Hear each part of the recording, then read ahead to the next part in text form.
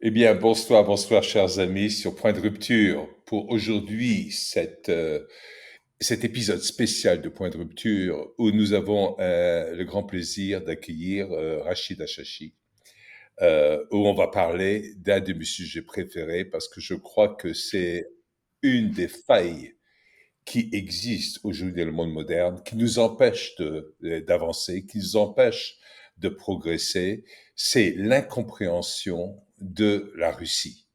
Je ne sais pas pourquoi, si je peux me douter pourquoi, mais pourquoi en France on ne comprend pas la Russie, on refuse la Russie, ou sinon on a une attirance un peu directe et bébête, peut-être à l'époque de ceux qui appartenaient au Parti communiste, à l'époque de la Grande Union soviétique, etc. Mais de nouveau c'est très réducteur. Ou les Américains, même pour ceux qui aimeraient la Russie pour d'autres raisons, parfois ce sera culturel, mais il y a toujours des failles dans tout ceci. Et pour moi, l'importance de la Russie est fondamentale. Premièrement, c'est le plus grand pays en termes de surface dans le monde, avec des richesses naturelles, avec beaucoup de choses.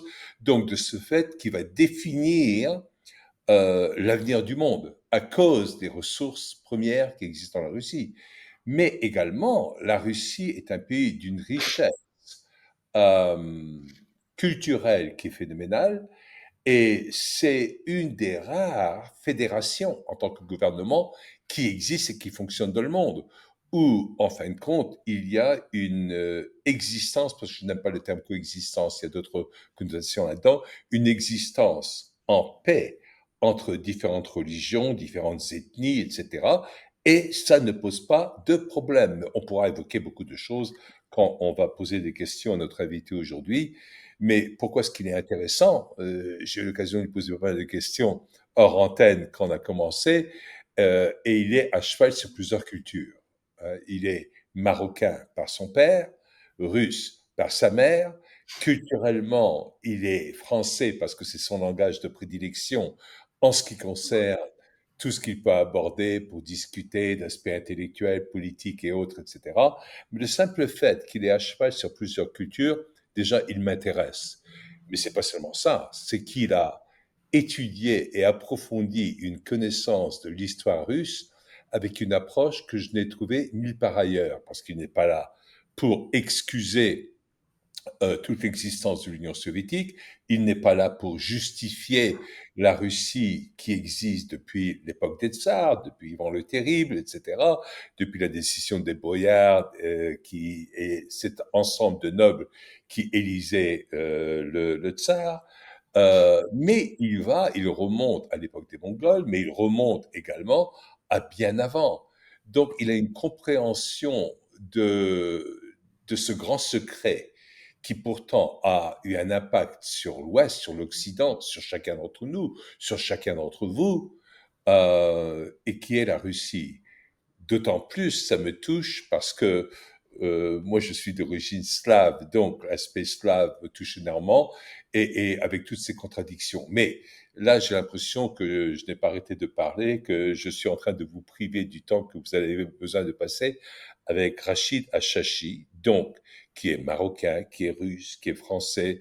Je ne parle pas de nationalité là, mais il est ce creuset culturel qui le rend excessivement intéressant. Quand j'ai vu les premiers enregistrements où il parlait de l'histoire de la Russie, comprendre la Russie, j'étais immédiatement fasciné et passionné par ces approches qui étaient multipolaires et pas uniquement directives comme la plupart des crétins qui nous entourent aujourd'hui. Je suis désolé d'utiliser ces termes, mais quand je vois certaines personnes dans certains pays, que ce soit en France, qui disaient que l'économie russe, on va la battre en un clin de temps. Je suis en train de parler de Bruno Le Maire. Ou quand je pense à quelqu'un que je connaissais personnellement, parce qu'on faisait partie des mêmes clubs aux États-Unis, il s'appelait John McCain, qui était un idiot, un crétin total, et qui disait que la Russie était tout simplement une grande pompe à essence et vide de toute autre chose. Bien sûr, ces gens-là ne connaissent rien du tout au pays. Et pour moi, je ne sais pas comment expliquer ça, mais à moins d'être multiculturel, il ne suffirait pas d'une seule vie pour même prétendre commencer à appréhender ce qu'est la Russie. Donc, ce que je vais faire, c'est que je posais des questions à notre ami Rachid Achachi, qui est là, que vous voyez. Bienvenue Rachid. Et, Merci. et qui, j'aimerais qu'il nous parle de qui il est, de ses souches, de pas mal de choses. Et ensuite, par opportunisme pur, Rachid, si tu permets, parce que l'affaire Epstein est aux avant-postes, il va falloir qu'on l'aborde.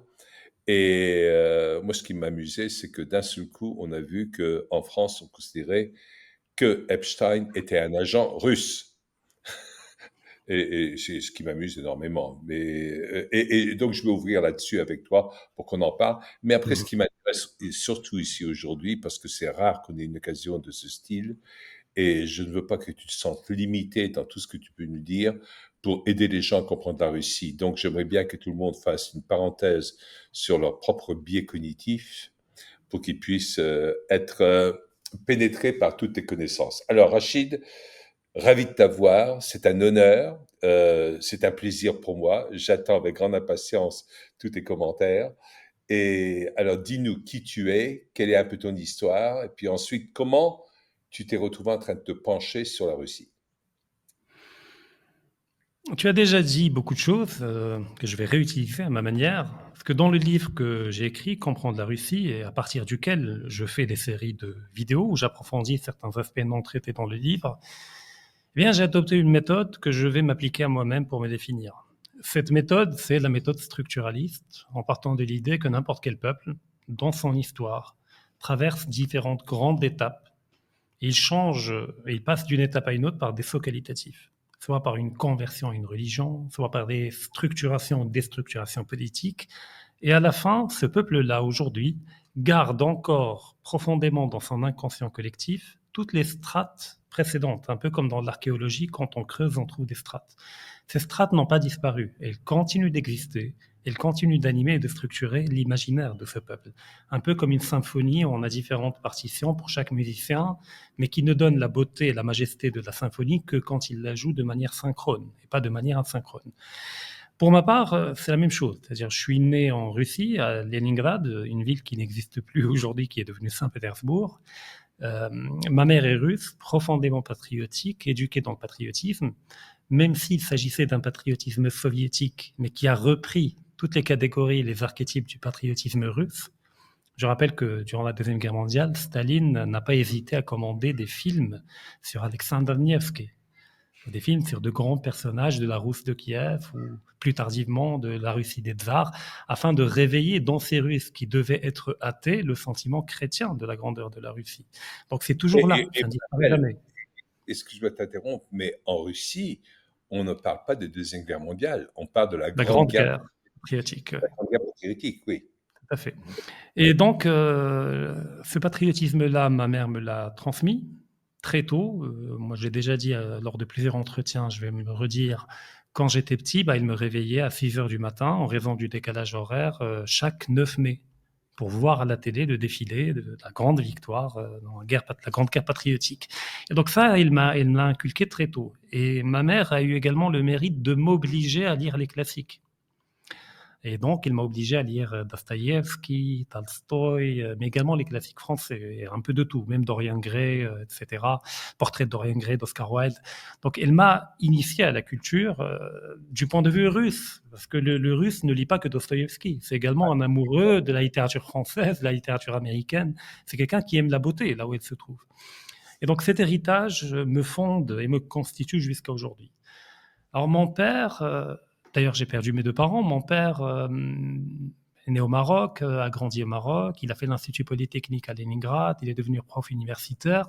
Lui, il m'a inculqué une forme de fierté, une forme de verticalité, il m'a donné une colonne vertébrale, au sens propre comme au figuré. Une forme de rectitude, de refus de me taire devant l'injustice, de dire non quand il faut dire non, peu importe ce que cela va me coûter. Et donc, conjugué à la dimension féminine de ma mère avec un patriotisme, etc., eh bien, ça fait celui que je suis, qui essaye le plus possible d'être fidèle à ce double héritage, à cet héritage andalou arabo-musulman du côté du Maroc, et un héritage slave, byzantin et mongol, même si c'est pas toujours consciemment acté, du côté de ma mère. Du côté de ma mère. Voilà. Donc globalement, c'est moi. Sinon, il y a des détails insignifiants. Je suis docteur en économie. Voilà. Bon, ça, c'est pas important. Ce qui est important, c'est ce qui est en profondeur, dans l'âme de chaque individu. D'accord, ok. Ben écoute, on va tout de suite faire un saut.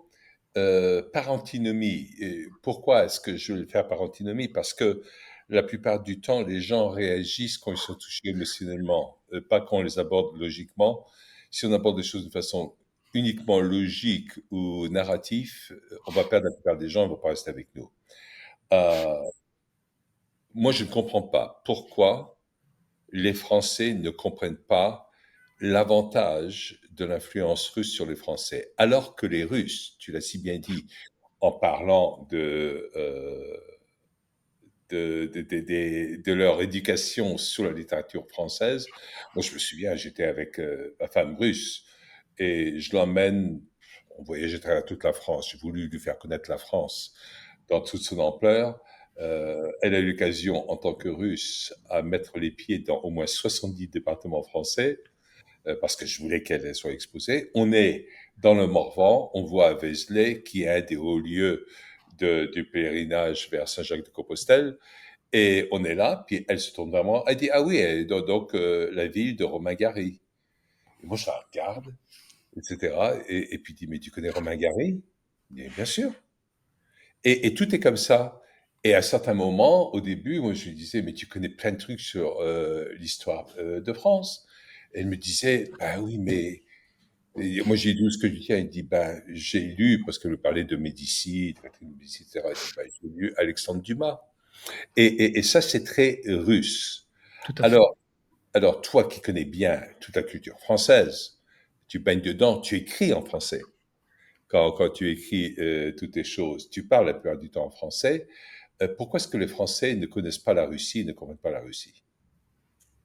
Alors, je ne dirais pas les Français, mais je dirais premièrement l'élite française, la nouvelle élite française qui est actuellement au pouvoir, qui est fondamentalement structurée par, j'oserais le dire, par les renseignements américains, notamment les Young Leaders, etc., Mhm. qui ont été formés pour prendre le pouvoir et le réorienter du côté pro-américain, sachant qu'à une époque, sans remonter à De Gaulle, mais même à l'époque de Jacques Chirac, on avait encore une diplomatie française et une élite politique française qui était amicale vis-à-vis de la Russie, dans Oui. une perspective pragmatique, c'est-à-dire qui comprenait factuellement que les intérêts de la France convergeaient, et de l'Europe plus globalement, convergeaient avec les intérêts de la Russie sur plein de points. Et si ça divergeait ailleurs, c'est pas grave, il y a de la diplomatie pour le faire. Et les quelques-uns qui ont survécu de cette élite jusqu'à aujourd'hui, comme De Villepin, etc., eh bien, continuent de condamner la russophobie actuelle. Il suffit de voir les vidéos de Villepin, le pauvre, il se sent seul à défendre ce point de vue-là, qui fut il n'y a pas très longtemps le point de vue de l'élite française. Et donc, il y a eu un coup d'État au sein des élites occidentales, notamment en Europe, qui a été voulu par les Américains, comme le coup d'État qui a été fait contre De Gaulle à travers mai 68, c'était une déstabilisation de Gaulle, parce Mhm. qu'il n'était pas soumis, il n'était pas intégralement pro-américain. Et donc aujourd'hui, on a une image biaisée et on croit que les Français ne connaissent pas la Russie. Non, c'est l'élite qui connaît de manière déformée la Russie et à qui on a inculqué une haine de la Russie parce qu'elle les menace ontologiquement. Quand on voit ce qu'incarne l'élite française actuellement, celle qui est au pouvoir, parce qu'il y a également une contre-élite qui n'est pas au pouvoir et qui comprend bien la Russie, mais celle qui est au pouvoir, il suffit juste de voir, par exemple, durant les Jeux Olympiques, la cérémonie qui a été faite, le niveau Mhm. de dégénérescence et de décadence qui a été affiché lors de cette cérémonie quasiment satanique, eh bien, ça reflète ce que ces gens-là sont profondément. Eh bien, comment peuvent-ils apprécier la Russie alors que, au niveau de tous les canons esthétiques, culturels, etc., elle incarne l'exact opposé. Mhm. Donc l'élite occidentale aujourd'hui, c'est un peu comme le sénateur romain Caton l'Ancien, qui à chaque fois qu'il prend la parole au Sénat, peu importe de quoi il parle, même des égouts à Rome qu'il faut réformer, il conclut toujours par Carthago delenda est. Carthage doit être détruite parce que Carthage incarne la mer, Rome incarne la terre, et je recommande aux gens de lire Carl Schmitt par rapport à ça, son livre Terre et mer. Eh bien, c'est une antithèse ontologique. Et donc la Mhm. Russie, c'est normal. Moi, je ne m'étonne pas qu'ils détestent la Russie parce qu'elle incarne l'exact opposé. Mais ce n'est pas toute la France. Après, il y a un vrai travail qui a été fait en profondeur d'acculturation des Français, notamment à travers des documentaires, des films américains, etc. Je rappelle que dans les années 80, si on demandait aux Français à micro-trottoir qui a gagné la Deuxième Guerre mondiale ou qui a contribué le plus, à l'époque, tout le monde aurait répondu l'Union soviétique. La bataille de Stalingrad, la bataille de Kursk, le siège de Leningrad, la marche de l'armée rouge jusqu'à Berlin. Mais aujourd'hui, vous demandez, ils diront, les Américains, le Mhm. débarquement de Normandie, parce qu'il y a tout simplement une logique de soft power par le cinéma et par les documentaires, et parce qu'il y a eu un effondrement de la gauche en France, notamment du Parti communiste, qui était Mhm. un peu le garde-fou culturel et en termes de connaissances et de savoir. Et donc aujourd'hui, je ne m'étends pas, mais j'imagine qu'il y a beaucoup de Français qui pensent différemment, mais qui ont peur de parler. Parce qu'il y a un vrai schéma de terreur. Mais, alors, tu sais distinguer, et tu le distingues parfaitement, entre non seulement le peuple français et les élites, mais également entre deux groupes d'élites français, Mhm. où les anciens élites gaullistes jusqu'à Jacques Chirac, Jacques Chirac d'ailleurs parle le russe, où il y avait une relation avec la Russie, et depuis, tous les nouveaux qui sont sortis des Young Leaders, qui sont bien plus kissingeriens, si on veut, Mhm. avec les écoles d'été qu'il pratiquait, etc., où il a formé tout ceci. Moi, j'allais dire en même temps, dans ce cas-là, il faut distinguer entre diverses tendances en Amérique également, parce que Tout à fait. l'élite américaine n'est pas l'Amérique. L'Amérique profonde est bien plus proche de la Russie, même s'il ne le sait pas. Moi, ce qui m'a Mhm. frappé, par exemple, c'est que j'ai eu l'occasion à Saint-Pétersbourg de visiter le musée du siège de Leningrad, qui est, la plupart des gens ne savent même pas que ça existait, etc., mais c'est plus de 800 jours, je crois. Tout à fait. À Euh, peu près 1,5 million de morts, de famine. c'est ça, Durant... c'est une population avant le siège de 2 100 000 et après le siège de 600 000. Mhm. Et l'horreur, avec des hivers très rudes, etc., etc., c'est un sacrifice énorme, mais les gens ne se rendaient pas, comme les Russes ne se rendaient pas à la bataille de Stalingrad, qui est la bataille la plus sanglante de tous les temps, où il y avait seulement un soldat russe sur 10 qui avait une arme, et les autres disaient qu'est-ce qu'on doit faire? Bah, quand celui au premier rang tombe, ramasse son arme et continue, quoi. C'était un peu ça. Donc là, il y a une incompréhension de la Russie par certains côtés en Amérique également. Mais quand j'étais au musée de Leningrad, au musée du siège de Leningrad, quand j'ai vu les grands posters qui se faisaient à l'époque, ben, c'était presque même dans le style, dans l'art, les mêmes posters qui se faisaient en Amérique, avec Josie the Riveter et tout ça, etc. Il y a ce culte du héros qui existe chez les Russes, qui est l'équivalent du culte du héros chez les Américains, qui n'existe pas du tout de la même façon en Europe, peut-être à cause du nietzschéisme ambiant, du nihilisme, où c'est l'anti-héros qui devient plus important que le Mhm. héros, qui est passé par toute la littérature sans vouloir. Euh, ben, dans la littérature, ça s'est passé entre le siècle des Lumières et jusqu'à Proust, j'allais dire. Mhm. C'était en France, il y a eu une grande révolution à ce moment-là, alors que on se penchait plus du tout sur la profondeur de la nature humaine, mais sur un genre de masturbation intellectuelle.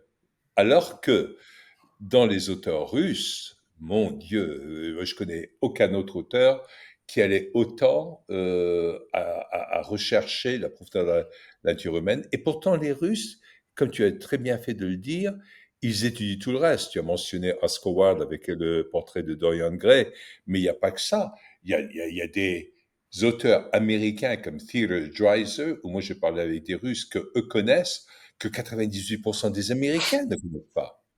Donc, il y a une culture qui est bien plus grande et tout cela. Et moi, je me demande parfois pourquoi les Russes ne sont pas plus hautains dans leur regard sur Mhm. l'Occident, qui, par rapport aux Russes d'une façon générale, même si ça change un peu, l'Occident est un culte. Comment est-ce que tu répondrais à tout ça? Bah, disons que de part et d'autre, on se fantasme mutuellement. C'est-à-dire que du côté russe, quand on parle aux jeunes, etc., ils fantasment l'Occident pour la plupart. Ils croient que les Occidentaux concrets, c'est-à-dire les citoyens, sont à la hauteur de la culture occidentale. Ce n'est Mhm. qu'en venant en Europe qu'ils se rendent compte qu'effectivement, qu'il y a eu un effondrement culturel, un effondrement éducationnel, qui fait qu'il y a une inadéquation totale entre le niveau réel des citoyens occidentaux avec la culture que leurs ancêtres ou leurs parents ont produit. Et c'est souvent pour eux un choc de constater cela, et une forme de déception. parce que ça casse un peu l'image d'Épinal qui se faisait de la haute culture occidentale. Il y a souvent cette erreur de confondre la haute culture avec la culture concrète des citoyens. Mais la plupart des Russes ne voyagent pas partout dans le monde et en Europe, et donc demeurent dans ce mythe-là. D'où le fait que quand j'ai parlé récemment, je suis allé à Moscou à beaucoup de Russes, ils sont dans l'incompréhension totale de la haine exprimée, notamment de la part de l'État français vis-à-vis de la Russie. Ils ne comprennent pas. C'est vraiment ça bug, comme diraient les jeunes aujourd'hui, c'est un bug informatique. Ils n'arrivent pas à comprendre. Parce qu'effectivement, vous le mentionniez, moi je peux parler par exemple de ma mère, la bibliothèque de ma mère, elle est intégralement en russe. Mais la moitié des livres, c'est des auteurs français. C'est Guy Mhm. de Maupassant, c'est Victor Hugo, c'est enfin, tous les classiques, c'est la moitié de la bibliothèque. Mhm. Et donc, comment se fait-il que nous aimions votre culture à ce point-là et que même pendant des siècles, le français était la langue de la cour au sein de l'Empire russe? Je Ouais. rappelle que Pouchkine, le grand poète russe, a écrit des poèmes en français également. Et Mhm. comment se fait-il que de l'autre côté, sachant qu'on vous a jamais fait rien de mal, bien au contraire, durant les deux guerres mondiales, on était du côté de la France, on se prend en plein figure autant de haine qui était à peine voilée avant 2022. On faisait semblant d'être civilisé, mais 2022, c'est un peu l'explosion des égouts. C'est-à-dire que tous les tabous ont été levés et enfin, les Russes ont vu le vrai visage de cette élite, élite au sens large, même élite académicienne, élite universitaire, élite, tout le monde a exprimé une profonde haine de la Russie, une haine viscérale et irrationnelle que les Russes n'arrivent pas à comprendre tout simplement jusqu'à présent. Pour eux, c'est vraiment un choc culturel. Même si l'État russe tente de faire la différence en distinguant, comme je l'ai fait, entre l'élite et entre le peuple, mais c'est difficile à convaincre les Russes que ce n'est que l'élite française et pas une partie également du peuple français qui a été formatée à cette Oui, russophobie. qu'il y a un lavage de cerveau Tout à là-dessus. fait. Ouais. Et c'est aussi parce qu'on n'enseigne plus l'histoire, parce que la Russie n'a pas été seulement l'ami de la France, ni également l'ami de l'Europe, jamais trop l'ami de l'Angleterre, hein, parce que Non. l'Angleterre a toujours eu une dent contre la Russie, et ça, j'aimerais bien qu'on aborde ça par rapport à tout ce Mm. qui est en train de se passer aujourd'hui. Mais la Russie a sauvé l'Europe du joug des Rothschild, juste au Congrès de Vienne, après les guerres napoléoniennes, où tout le monde en avait marre des guerres, où le tsar Alexandre Ier a dit niet à une Europe unifiée sous les Rothschild. Ensuite, il ne faut pas oublier le rôle des Russes en Amérique.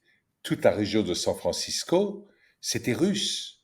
Mm. Même, il y a encore, là où on fait du bon vin, du côté de San Francisco, il y a le Russian Valley, le Russian River. La colline la plus haute de San Francisco, c'est Russian Hill. Euh, une des plus grandes comédies musicales qui est extraordinaire, c'est, toi tu dois s'en souvenir, il y a le fameux Alléluia dedans, une comédie musicale russe sur, comment il s'appelle déjà, un jeune homme et une jeune femme qui était faite au début des années 80. Ben, ça se passe autour de San Francisco et tout ça. Ensuite, les Russes décident de vendre l'Alaska aux Américains parce qu'ils savent qu'ils vont pas pouvoir protéger l'Alaska contre les Tout à Anglais. fait. De l'autre côté, c'est le tsar Alexandre III qui amène de l'or à Lincoln, qui lui permet de mettre sur pied l'économie américaine avec le nouveau dollar, le greenback, etc. On voit presque un genre de, sans vouloir sanctifier la Russie, mais de don de soi aux autres pays, comme si la Russie se sentait redevable sur le plan culturel à Paris, à Venise, à Amsterdam, à Washington, etc., et voulait rendre tout ceci. Il y a presque une inféodation de l'élite russe à la pensée occidentale. Mais l'Occident ne comprend pas tout ça, sauf, sauf les Anglais qui ont voulu toujours punir les Russes. D'ailleurs, ils ont financé le Japon dans les guerres russes-japonaises et tout ça, etc. Puis bien avant la guerre de Crimée, où ils ont soutenu les Ottomans, avec la France d'ailleurs pour le coup, contre la Russie, et pour Ah, l'empêcher d'atteindre Constantinople. Tout à fait. c'est vrai, ça, j'ai jamais compris pourquoi la France avait soutenu l'Empire ottoman à ce moment-là. Bah, Les pour Anglais, empêcher la Russie de contrôler le détroit du Bosphore, parce que la marche en avant de l'armée russe, c'est dirigée vers Constantinople. C'est-à-dire, c'est de la Crimée vers les Balkans et vers Constantinople. Donc, c'est c'était la guerre, le grand jeu géopolitique autour des mers chaudes. C'est-à-dire d'étouffer la Russie, de l'empêcher d'accéder aux mers chaudes, alors que la Russie cherchait à se désenclaver pour accéder au commerce international. ce qui existe encore aujourd'hui. Tout à fait, c'est la même chose par rapport à Ouais. la Crimée. La guerre de Crimée, Et, c'est le ouais, retour de la guerre de Crimée aujourd'hui. ouais. Et beaucoup de gens à l'Ouest, et j'aimerais bien te l'entendre également, ne savent pas que la Crimée et les Russes, Tout à fait. peu importe ce que certaines tendances pro-sionistes disent en disant que la Crimée sera la nouvelle Jérusalem et tout ça, Ouais. etc. Par rapport au Euh, Khazar, le Khanat Khazar qu'il y avait voilà. là-bas. Mhm, mhm. Tout à fait. Et ça, c'est vrai, parce que ça remonte. Bon, on va pas rentrer dans les hasards, Mais oui, etc. mais à la base, les Khazars, c'est une peuplade turco-mongole et n'a Oui, rien oui, de sémite. Ouais, ils ont été convertis au judaïsme. Enfin, l'élite khazare a été convertie par les Radhanites, mais ça n'a jamais été des juifs ethniques. Ça a été des vers 800. turco-mongols. Mhm. Euh, tu, tu, tu, tu as vu ça, ou est-ce que c'est des histoires, des racontades, mais je crois que non, que je l'avais bien vu, que la capitale de l'Empire Khazar à l'époque, qui était l'Ukraine essentiellement, s'appelait Sataniv. Enfin, je sais pas, c'est à vérifier. Ouais. Ça s'appelait Sataniv. Bon, Ouais, pas. bon, ça c'est pour la petite histoire de Ouais. cette façon-là, mais ça c'est autre chose. Mais après j'ai trouvé qu'il y avait l'esprit juif khazar était complètement différent des sémites d'origine juive vraiment d'Israël ou de la Palestine, comme on veut. Et donc c'était très différent parce que les Khazars n'avaient rien de sémite. Hmm. Euh, Par contre, dans le langage, qu'ensuite de yiddish, qui était surtout de l'allemand avec quelques mots d'hébreu, il y a eu la création de beaucoup de mots qui étaient typiquement Khazar et qui n'existaient pas en russe et qui étaient des mots yiddish. Par exemple, le mot arenda, location, en russe, c'est un mot yiddish, khazar à l'origine, parce qu'il y avait la notion d'usure, qu'on allait prendre des intérêts là-dessus. Et c'est très intéressant qu'on le retrouve. D'ailleurs, le mot arenda ne sonne pas russe du tout Tout à fait. dans le nom. Il y a également beaucoup de mots mongols dans la langue russe, comme par exemple chimadan. Chimadan, c'est pour la valise.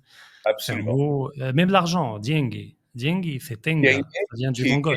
qui a été conservé au Kazakhstan en tant que tenge, d'ailleurs. Ouais.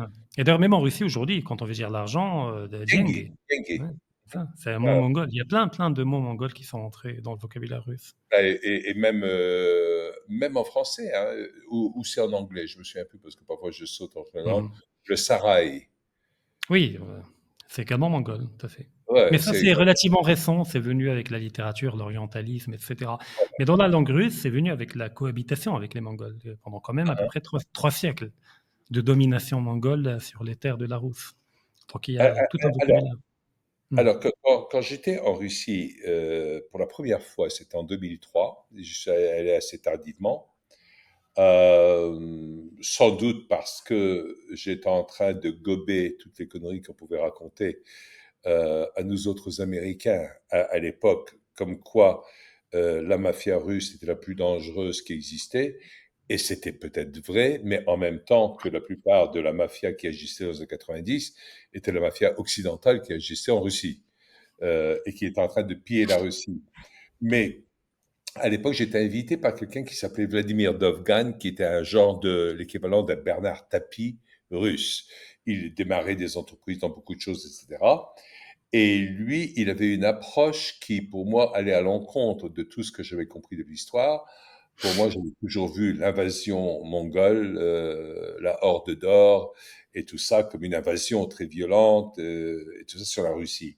Et lui considérait que il créditait à l'unification russe à Genghis Khan, qui, par sa présence, avait amené les princes moscovites à se réunir et à commencer de nouveau à recréer cette Russie autour de Moscou. Parce que je voudrais que les gens sachent que la Russie moderne, on considère que c'est né à Kiev, avec le Kiev russe, le Russo-Kiev. Ensuite, la première vraie capitale de la Russie, c'était Nijni Novgorod. Mais Novgorod, juste Novgorod, Novgorod, parce qu'il y a une autre ville qui s'appelle Nijni Novgorod. Novgorod, ouais, c'est Novgorod, pardon. Parce que Nov- c'est Veliki Novgorod, le grand Novgorod, qui se trouve au oui, nord. Ouais. et Novgorod, ça veut dire bah, La nouvelle le ville. ville, la nouvelle ville. Et Veliki Novgorod, ça veut dire la grande nouvelle ville. Mhm. Mm. Et Nij Novgorod, après, c'est le bas, la basse Mm. nouvelle ville, etc. Et donc, là, quelque part, lui, il rendait Genghis Khan responsable dans le bon sens, où il considérait que c'était vrai. Maintenant, j'ai rencontré pas mal de Russes qui nient même l'existence de Genghis Khan. Alors, je te pose des questions. Toi, tu as quand même passé pas mal de temps là-dessus, tu as Oui. étudié tout ceci. Alors, dis-nous ce qu'il en est. Alors, les différentes thèses existent. Il y a notamment la thèse eurasiste de Lev Gomilov, qui présente un peu la rencontre entre les Mongols et les Slaves de la Rousse comme étant une symbiose davantage que comme étant une invasion. Et puis il y a la thèse, celle des chroniques, notamment les chroniques russes de l'époque, qui présentaient cela comme étant le fléau de Dieu et comme étant une catastrophe, une apocalypse. Alors en fait, on peut concilier les deux. Mais premièrement, à quoi ressemblait la Rousse de Kiev quand les Mongols arrivent? La Rousse de Kiev n'était pas un État centralisé. C'était davantage une confédération de principautés qu'un État. Et donc chaque fief, chaque ville avait son prince, et puis à Kiev, il y avait le grand prince, qui était un titre tournant, c'est-à-dire à sa mort, c'est un autre prince d'une autre principauté qui va prendre le titre de grand prince de Kiev, de la Rousse, en plus de garder son titre de son fief. Mais il n'avait pas de pouvoir absolu. C'était quelqu'un qui devait à chaque fois demander aux autres princes, les convaincre de lui venir en aide pour aller combattre un ennemi, notamment les Coumans qui étaient dans la steppe ukrainienne, ou d'autres ennemis. Donc c'était un État extrêmement fragile, c'est un peu comme le Saint-Empire en main germanique à une époque. Mhm. Quand les Mongols arrivent, tout d'abord, ils arrivent non pas pour envahir, mais pour collecter des renseignements. Il y a un premier contingent de Mongols, une avant-garde mongole qui arrive avec 2 Toumens, c'est-à-dire à peu près 20 000 hommes, 15 000, 20 000 hommes. Et cette petite armée a réussi à écraser l'armée de la Rousse, tout simplement en raison de cette fragilité que j'ai évoquée. Le grand prince a convaincu quelques princes de venir avec leur compagnie militaire, la Drujine, mais ils n'ont pas pu se mettre d'accord sur une stratégie commune. Chaque prince voulait imposer sa stratégie, chaque prince voulait charger le premier, et à la fin, ça a été totalement désorganisé, ils ont été totalement massacrés. Et puis, 15 ans plus tard, la vraie armée d'invasion est arrivée. Cette invasion n'a pas été jolie à voir. Il y a des villes qui ont été rasées, il y a des populations entières dans des villes qui ont été passées au fil de l'épée, avec des massacres abominables. Et quelques villes ont été épargnées, notamment Novgorod, parce qu'elle était excentrée au nord et donc difficile d'accès, et en plus parce qu'elle a rapidement accepté la vassalité et n'a pas résisté. Et la ville de Smolensk, parce qu'elle était proche du Grand-Duché de Lituanie, donc c'était un peu compliqué pour les Mongols. Mais quasiment toutes les villes russes, donc Kiev, ont été rasées et massacrées. À Comment tel comprendre point, que oui, Smolensk se situe dans la Russie d'aujourd'hui, en Russie, mais juste presque à la frontière de la Biélorussie, tout c'est-à-dire à fait, à à l'ouest de l'ouest. la Russie. Mhm. Donc, à tel point, le choc était tellement violent que ça a provoqué même un basculement démographique avec un déplacement massif des populations du sud, c'est-à-dire du nord de l'actuelle Ukraine, vers le nord, pour fuir les raids mongols. Et donc, même au niveau démographique, tout s'est déplacé vers le nord. Et ce qui explique que plus tard, la renaissance de la Rousse va avoir lieu à Moscou et pas à Kiev à nouveau, parce que ça a été dépeuplé en grande partie. Ajoutons à cela le recul civilisationnel. Parce que quand les Mongols prennent Kiev et les grandes villes, eh ben, ils font déplacer tous les artisans, tous les gens qui ont un métier, c'est-à-dire toute l'intelligence de l'époque va être déportée dans leur nouvelle capitale régionale qui va être la ville de Sarai, qui va se trouver sur la Volga. À tel point que la construction en pierre va disparaître du territoire de la Rousse pendant un siècle et demi, 2 siècles. On va revenir aux constructions en bois, etc. Donc tout l'héritage byzantin au niveau architectural, etc., a été totalement évacué. Ça, c'est la première phase, la phase de l'invasion, les 10 premières années. Mais très rapidement, s'est mis en place un schéma où le rapport qui va lier les princes qui ont été autorisés à régner par les Mongols avec les Mongols fut un rapport de protectorat davantage qu'un rapport de domination directe. parce qu'on parle quand même d'un territoire énorme. Quand on parle de la Rousse, ça va de la Baltique jusqu'à la mer Noire.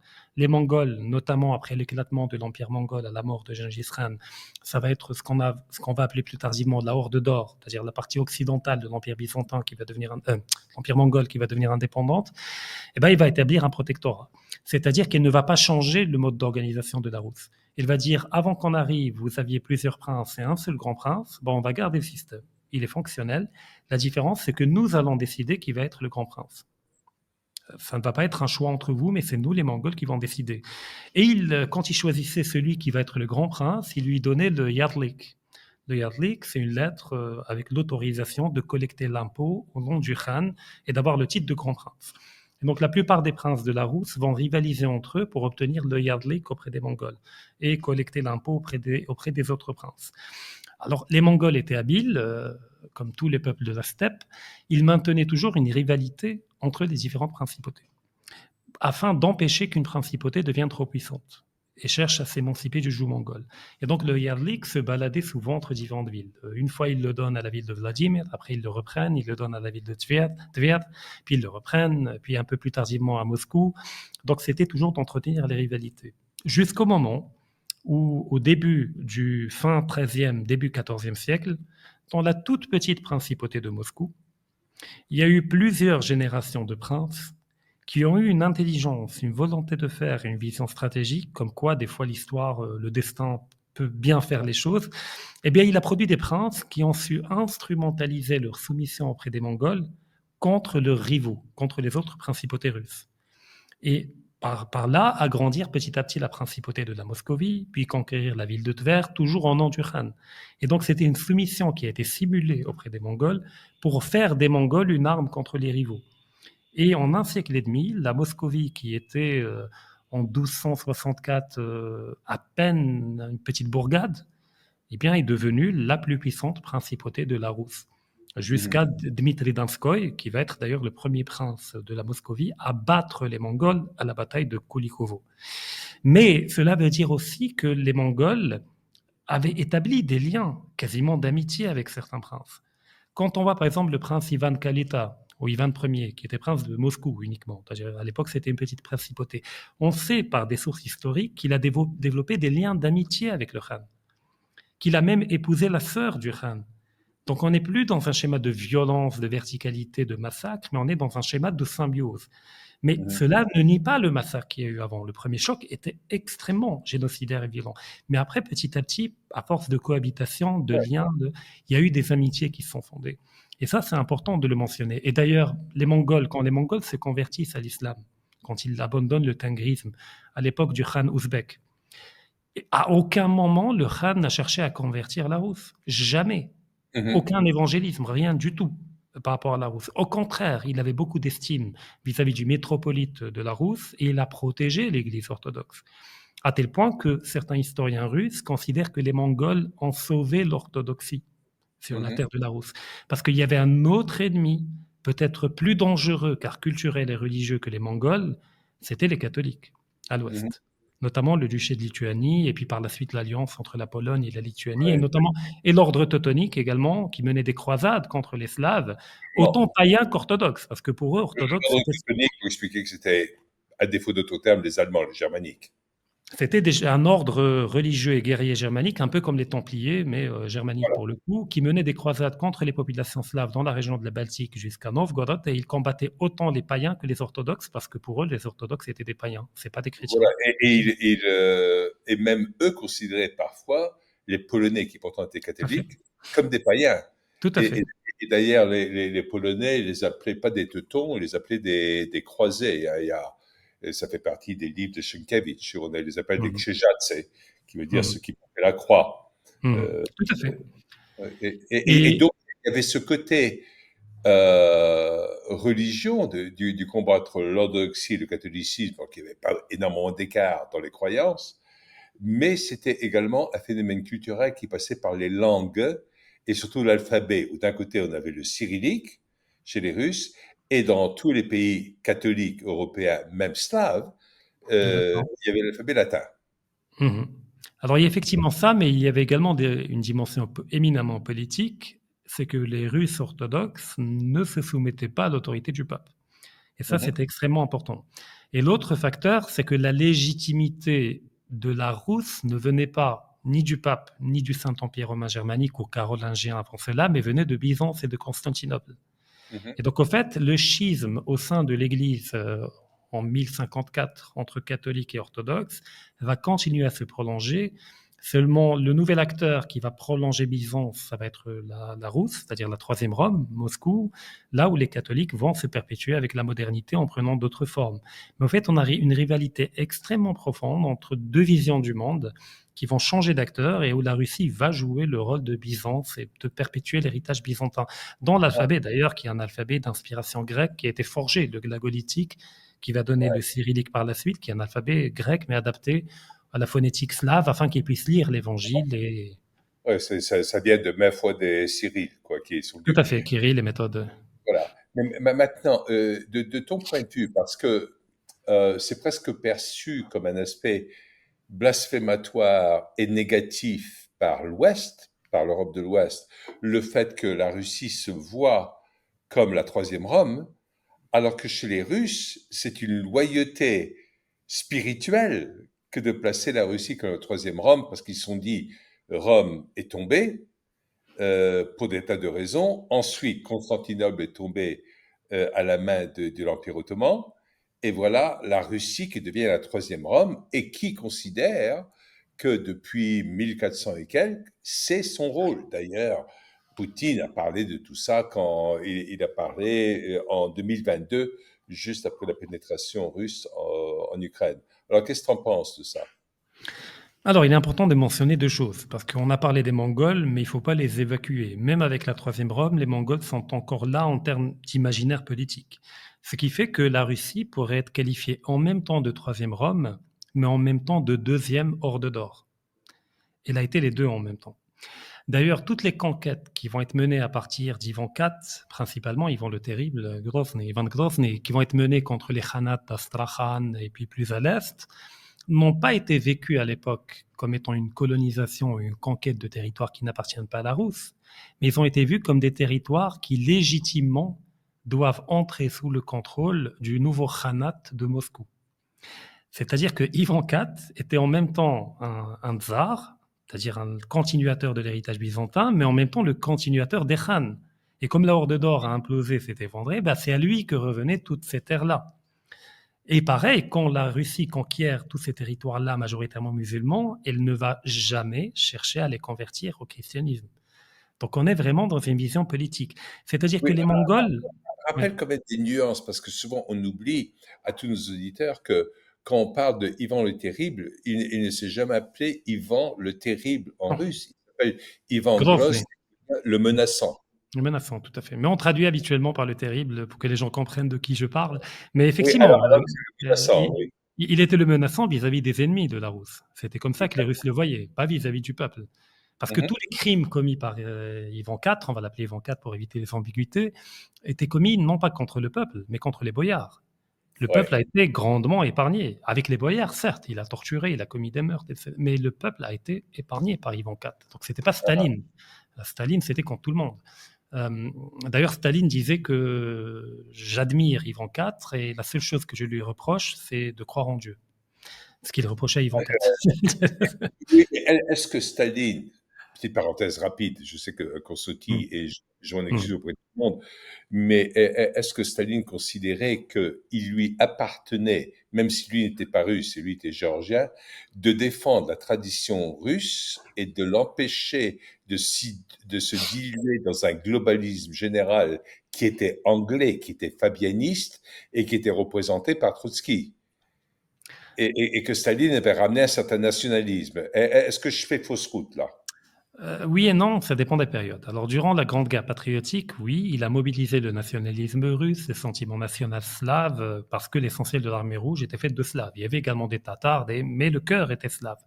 Mais sur la longue durée, Staline a mené une politique fondamentalement anti-russe, notamment par l'encouragement des cultures des minorités. Par exemple, la langue ukrainienne, le premier dictionnaire de la langue ukrainienne, c'est sous Staline. Parce qu'en encourageant les cultures minoritaires à la marge de l'Empire, eh ben, ça permettait de diluer le sentiment national des Russes, qui était menaçant pour lui et qui a toujours été une menace pour la Révolution, qui, si jamais Et il même, venait se réveiller, même la création alors de l'oblast juif, tout complètement à fait. Donc il a, enfin stratège, comme tous les peuples du Caucase le sont, il a joué sur ces dimensions ethniques afin de diluer le sentiment national russe une fois qu'il n'en avait plus besoin, à la fin de la Deuxième Guerre mondiale.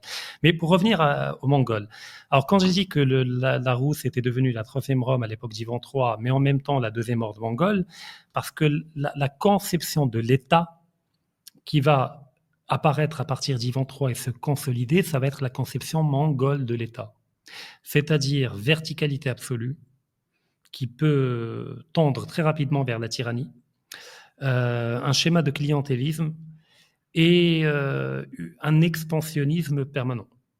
Ça, c'est typiquement mongol, c'est-à-dire le contrôle des grands espaces. Ça, c'est les peuples des steppes qui vivent de la transhumance, qui ont toujours besoin de contrôler des espaces grands, ouverts et en permanente mutation et agrandissement.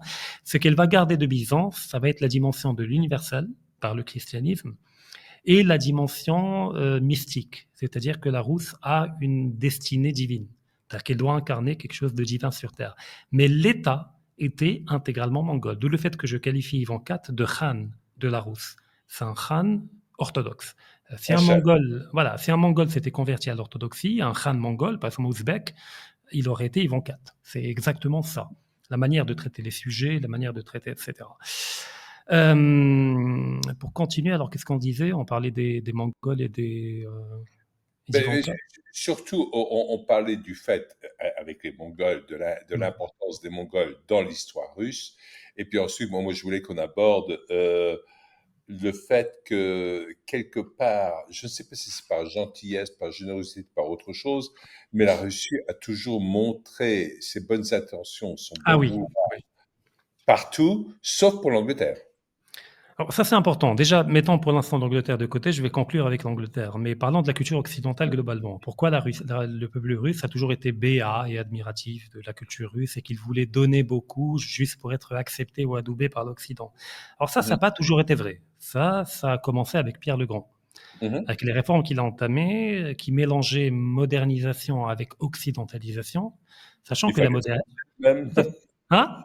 il fallait Pardon? même se raser à l'époque. Raser la barbe. Il a même interdit aux boyards qui ne se rasent pas la barbe, il les a interdits de mariage, donc ils se ne rasent pas la barbe. Et donc tout le monde s'est rasé la barbe, naturellement. Mhm. Il a obligé les gens à boire du café, voilà. Donc même au niveau culinaire, je veux dire, il y avait une violence, c'est un khan occidental, pour rester dans l'image de ce tyran asiatique. Et donc Ivan IV, effectivement, va être pardon, Ivan IV, Pierre le Grand va être Pierre Ier, va être un choc culturel majeur dans l'histoire du peuple russe, un traumatisme qui se perpétue jusqu'à aujourd'hui et qui prend la forme d'un sentiment non avoué d'infériorité vis-à-vis de la haute culture occidentale. Pourquoi je dis que ça n'a pas toujours été vrai? Parce que avant Pierre Ier, par exemple à l'époque d'Alexis Ier, le tsar Alexis Ier, et même bien avant, jusqu'à Ivan III, il y avait toujours une méfiance vis-à-vis de tout ce qui vient d'Occident. Il y avait une dimension hermétique de la Rousse vis-à-vis. On prenait la technique. Par exemple, les architectes italiens ont été ramenés sous Ivan III pour construire des cathédrales, par exemple. Ça, oui, il n'y a pas de problème. Pour former l'armée à l'artillerie, on a fait venir des Allemands à l'époque d'Ivan III. Ça, il n'y a pas de problème, la modernisation. Mais l'occidentalisation était toujours vue comme une menace vitale par le clergé et par l'État russe. Et ça a toujours été combattu. Donc, ontologiquement, les Russes, profondément, devraient être méfiants vis-à-vis de ce qui vient de l'Occident. Si Mhm. ce n'est la parenthèse Pierre Ier jusqu'à Alexandre Ier, où à un certain moment, l'État russe n'était plus russe. Je... C'est le tsar qui était polonais. Ça a duré 6 à 9 mois seulement, mais il Oui, y a eu... Dmitri le faux Dmitri, l'usurpateur. C'est ça. En fait, non. Alors, je sais de qui vous parlez. Non, il y avait effectivement un tsar polonais qui a continué de revendiquer le titre de tsara après avoir quitté Moscou. Ouais. Mais juste avant lui, il y avait un faux Dmitri qui avait été soutenu par les Polonais comme étant le survivant du fils Bon, de Fyodor, qui est le petit-fils voilà. d'Ivan IV, à l'époque de Boris Godunov. Oui, Mhm. oui, il y a eu une parenthèse où effectivement il y a eu un tsar polonais, mais qui était vu comme illégitime par les Russes. Il Mhm. a été imposé par l'armée polonaise qui est entrée à Moscou. Ouais, ouais. Donc voilà, historiquement, la Russie a toujours été méfiante parce que tout ce qui venait d'Occident était violent, était dangereux. Alors on parlait des croisades des Teutons, ça vient de l'Occident. On parlait des Polonais, des Lituaniens qui ont pris Moscou, qui ont assiégé Moscou à plusieurs reprises, ça vient de l'Occident. La foi catholique était vue comme étant pire, d'ailleurs même chez Dostoïevski. Il considère que les catholiques sont pires que des athées. Parce que l'athée au moins, il nie Jésus. Il dit Jésus, voilà, c'est pas Dieu. Mais les catholiques, ils déforment Jésus. Du point de vue de Dostoïevski. De ce point de vue, ils sont plus dangereux que les athées. Donc ça, c'est profondément russe. Mais il y a eu une couche qui s'est superposée, qui est celle de l'occidentalisation. Et comme j'ai dit, à tel point qu'au bout de quelques générations d'empereurs, l'État russe n'était plus russe. Donc, quand les bolcheviks arrivent avec leur discours égalitaire, révolutionnaire, ce discours a pris au sein même de la paysannerie parce que l'État était vu comme une xénocratie, comme un pouvoir étranger qui ne ressemble plus au peuple russe, ni dans sa manière de penser, ni dans sa manière de croire, de s'habiller, de parler, tandis que la Russie profonde, Et c'était des Allemands, les élites étaient des allemands Allemands et Anglais. qui parlaient Et, français. oui, il Et y avait également des... soumis à l'économie anglaise. Tout à fait. Tout à fait. Donc c'était devenu totalement une xénocratie, un pouvoir étranger greffé sur une Russie qu'il aspire et qu'il vampirise en termes de richesse, alors que les bolcheviks parlaient un discours qui parlait davantage. Parce que là, ça me permet de revenir avant les Mongols. Pourquoi le discours bolchevique a marché? Avant l'arrivée des Mongols, la Rousse de la Kiev, comme j'ai dit, ne connaissait pas la tyrannie ou la verticalité du pouvoir. C'est un pouvoir très horizontal, avec une grande principauté qui changeait de place, où chaque prince pouvait devenir grand prince, et où la loi de la Rousse de la Kiev, qu'on appelle la Russkaya Pravda, la vérité russe, ça veut dire également la loi russe. C'était le code pénal de la Rousse de Kiev. Dans ce code pénal, Russkaya Pravda, la peine de mort n'existait pas. Il n'y avait pas de peine de mort. C'était d'un humanisme, j'oserais qualifier d'anachronique, c'est-à-dire quand on la lit dans le détail. Tout était fait pour éviter les règlements de sang, c'est-à-dire le crime de sang et la vengeance. Tout était rempli de straf, c'est-à-dire de punitions financières. Tu fais un truc, tu payes. Tu fais un truc, tu payes. Pour éviter de tuer. D'ailleurs, il y avait un métropolite à l'époque dans la Rousse de Kiev qui avait dit « Innocent ou coupable, ne tuez jamais une âme chrétienne. Ne jamais tuer une âme chrétienne, innocente ou coupable. » Et ce fond-là égalitaire que l'on retrouve chez les Slaves, même avant la Rousse de Kiev, quand on voit les premières mentions qui sont faites par les Byzantins, les chroniqueurs byzantins comme Procope de Césarée ou Jordanès, lorsqu'ils parlent des Slaves qui sont entrés dans les Balkans, envahir les Balkans, ils les qualifiaient comme étant fanatiquement égalitaires, à tel point qu'ils étaient allergiques à l'idée même d'autorité. Ils n'arrivaient pas à fonder d'État, tellement ils sont égalitaires. Ben, si on est extrêmement égalitaire, on n'accepte pas que quelqu'un se hisse au-dessus de l'horizontalité. D'où le fait qu'ils ont eu du mal à fonder un État pendant quelques siècles. Eh bien, ce fond-là, il est encore présent dans l'imaginaire russe, ce fond égalitaire. Donc, quand les bolcheviks arrivent, au fait, ils réactivent cette strate profonde égalitaire qui n'aime pas l'autorité, qui n'aime pas l'État, puisque les bolcheviks, au début, ils promettaient le pouvoir aux soviets. Il n'était pas question de Staline. Et ça a marché. Et ça a marché. Il faut expliquer qui sont les soviets, etc. À nous occidentaux. Les soviets, ce sont seulement des conseils. C'est des conseillers. Sovietnik, c'est un conseiller. Et nous, on a pris dans l'Ouest la notion de soviétique comme les grands méchants loups, etc. Mais dans l'appellation en russe, c'est extrêmement doux. Parce que le gouvernement a une appellation de conseiller, et c'est ce qu'on voudrait. Donc, pas de pouvoir suprême. Bon, après, il y a eu le soviet suprême qui vient des soviets. Mais il y avait cette volonté de donner une notion de conseil. C'est-à-dire, il y avait une douceur dans l'appellation. Il y avait une logique qui était proposée de démocratie directe.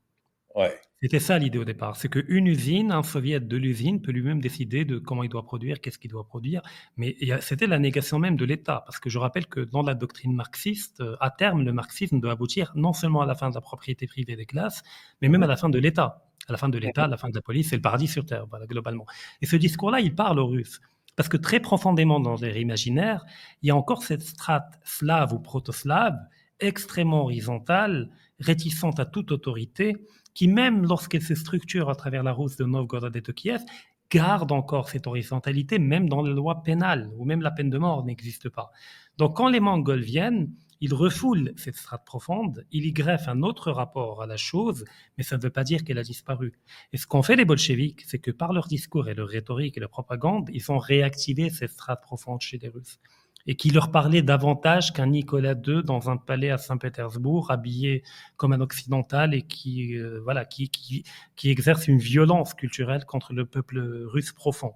Donc ça, Et il c'est faut. pour ça qu'encore aujourd'hui, il y a, du moins selon les sondages ou certaines élections, une nostalgie chez 16 à 18% de la population de la période soviétique. Oui, tout à fait. Même si elle est fantasmée, parce que la plupart aujourd'hui qui rêvent de la période soviétique sont des gens qui n'ont pas Ah, vécu. C'est ouais. en général des jeunes, soit des retraités, Oui, oui. naturellement, parce que leur niveau de vie a baissé, etc., le choc des années 90, soit des jeunes qui fantasment l'Union soviétique. Mais dans tous les cas, pour eux, l'Union soviétique, en fait, c'est juste une appellation pour exprimer leur désir d'égalité. C'est Mhm, ça. mhm. Pour eux, égalité est égale à soviétique. Même si c'est pas vrai dans les faits, mais dans leur imaginaire, c'est comme ça. En fait, ils ne veulent pas revenir à l'Union soviétique, ils veulent une égalité. Un sentiment Ils d'égalité. sont toujours inspirés de la notion d'égalité qui sortait de la Révolution française par rapport à ça, où Lénine lui-même disait que c'était l'exemple même Tout à fait. pour toute révolution dans le monde. Mhm. C'est un point commun profond qui relie les deux peuples. C'est l'attachement profond à l'égalité. Peut-être pas à la liberté, il y a des perspectives différentes, mais l'égalité, c'est le lien qui lie les deux imaginaires. Je donne un exemple. Par exemple, quand on prend le tsar le plus terrible, Ivan IV, alors pourquoi il était vu comme étant adéquat à cette logique d'égalité par ses contemporains? Premièrement, Ivan IV n'habitait pas dans un palais fastueux. C'était quelqu'un qui habitait l'essentiel de son temps avec des moines. Il passait des nuits blanches à faire des prières, à tel point qu'il avait du sang partout sur le visage parce qu'il se prosternait dans la prière. C'était quelqu'un qui, quand il mettait à mort des boyards pour trahison, complot avec les Polonais ou les Suédois, etc., durant la nuit, au moment des prières, il demandait à un moine de lui lire en boucle le nom de toutes les personnes qu'il a mis à mort pendant qu'il s'auto-flagellait. Ouais. Donc, ce tsar-là, même s'il a le pouvoir absolu, il est vu par ses contemporains comme étant le même, comme étant proche d'eux. C'est juste Mhm. qu'il a une mission et un fardeau. Au contraire, on ne l'envie pas. Il a un fardeau, etc. Mais il sortait dans les rues de Moscou. Il allait au marché. C'était pas l'empereur. Ouais, L'empereur, ouais. c'est nouveau dans l'histoire de la Russie. L'empereur, c'est occidental. C'est Pierre le Grand. Mais Mhm. à l'époque, d'ailleurs, les tsars, comment on les appelait? Leurs contemporains les appelaient Batchushka. Bah, Batchushka tsar. ouais, Et Batchushka, c'est pas père, c'est papa. papa. C'est le mot affectif, c'est mon papa Ouais. tsar. C'est-à-dire il y a eu une proximité qui était limite charnelle. Et d'ailleurs, pourquoi Staline va récupérer le petit père des peuples? C'est pour s'inscrire dans cet imaginaire-là. Et c'est Mais spirituel parce que c'est comme ça qu'on appelait également le les moine, le prêtre, responsables religieux, les popes, les les popes, batchkas. tout à fait. Par contre, on dira jamais Matouchka Ekaterina. Non. Catherine la Grande, jamais. Parce qu'il n'y a pas de lien. C'est vraiment Ouais, ouais, une. ouais. C'est marrant que tu l'aies dit et j'ai failli pouffer de rire parce que c'est impensable. Oui, tout à fait. Et pareil pour Pierre le Grand ou pour Alexandre Ier. Alors, Alexandre Ier, c'est un cas particulier. Hein. Parce qu'Alexandre Ier, il a été éduqué par un juriste suisse qui était franc-maçon, et qui l'a initié à la franc-maçonnerie et aux idées libérales. Et le petit Alexandre Ier est effectivement convaincu que le libéralisme, la Révolution française, etc., était l'apothéose de l'humanité. Mhm. Mais il a eu un choc qui a éveillé le russe en lui. Ce fut la bataille d'Austerlitz et les guerres napoléoniennes. Quand il a vu l'horreur de ces massacres commis par la guerre moderne, par l'artillerie, quand il a vu les révolutions et les dégâts qu'elles provoquaient partout, les décapitations, etc., ça a provoqué un choc et une crise existentielle en lui, à tel point qu'il a renié toute sa foi libérale, qu'il a dissous le cabinet intime qu'il avait, où il avait des petits copains libéraux pour prendre les grandes décisions, et qu'à la fin de sa vie, il aurait simulé sa mort dans l'actuelle Ukraine pour pouvoir se retirer du monde et vivre en tant que moine.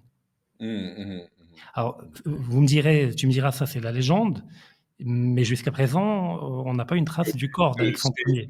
il faudrait vraiment, de nouveau, je crois que l'Ouest, et je te prie de développer là-dessus si tu le veux, hein, bien sûr, mais l'Ouest ne comprend pas tout le côté profondément mystique des croyances profondes des Russes Mhm. et qui se manifestent dans tous les aspects de la vie, que ça soit sur la place du marché, que ça soit dans les relations avec le gouvernement, que ça soit dans l'éducation, l'art, partout, il y a une profondeur mystique qui est énorme. Tout à fait, Une des personnalités les moins comprises par l'Occident, c'est Raspoutine. tout à fait. Et Alors, aussi, ouais. pardon. Alors, il y a différents éléments pour expliquer ce côté profondément mystique. Le premier élément, il faut revenir à la période pré-chrétienne, à l'époque des Slaves. Les Slaves de l'Est, contrairement aux Slaves de l'Ouest, qui vont être catholicisés et pour certains germanisés, alors les Slaves de l'Est qui vont constituer la Rousse de Kiev n'avaient pas d'État pendant des siècles.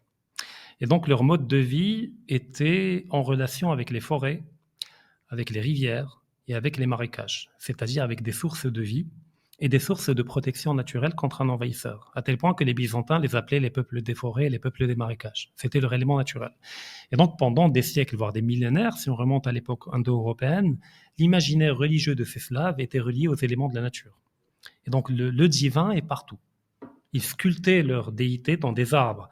Et donc, cet imaginaire-là n'a pas disparu avec la conversion de la Rousse au christianisme, il a juste changé de forme. Mais cet élément de Dieu est partout, dans tous les éléments, existe jusqu'à présent. L'autre élément qui est apporté par les Byzantins, et qu'on retrouve moins chez les catholiques, pas tous les catholiques, mais chez la plupart des catholiques, on ne le retrouve pas, c'est la centralité des icônes, l'iconophilie.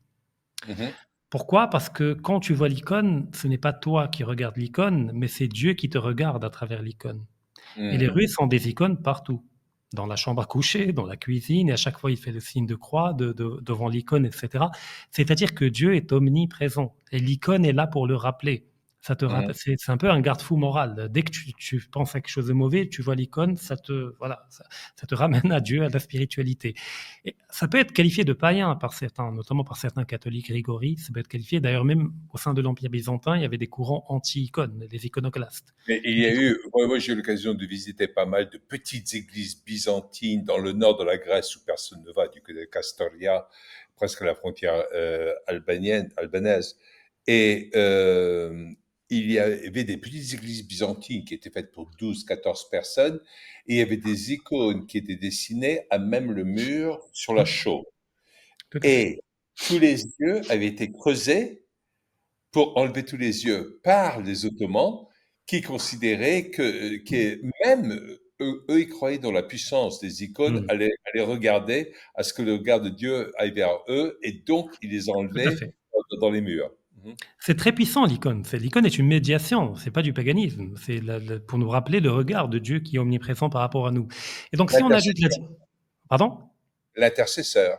Tout à fait, l'intercesseur. Donc, si on garde le fond slave avec la dimension profondément chamaniste ou mystique, avec les éléments de la nature, à laquelle on ajoute une omniprésence du divin par les icônes qui sont présentes partout, et si on ajoute un autre élément, c'est que quand le Vladimir Ier, le prince de Kiev, de la Rousse de Kiev, se convertit et est baptisé à Chersonèse, il ne faut pas croire que toute la Rousse s'est convertie comme ça, d'un claquement de doigts. C'est principalement les élites urbaines, les commerçants qui sont convertis, dont une partie était déjà convertie avant Vladimir Ier.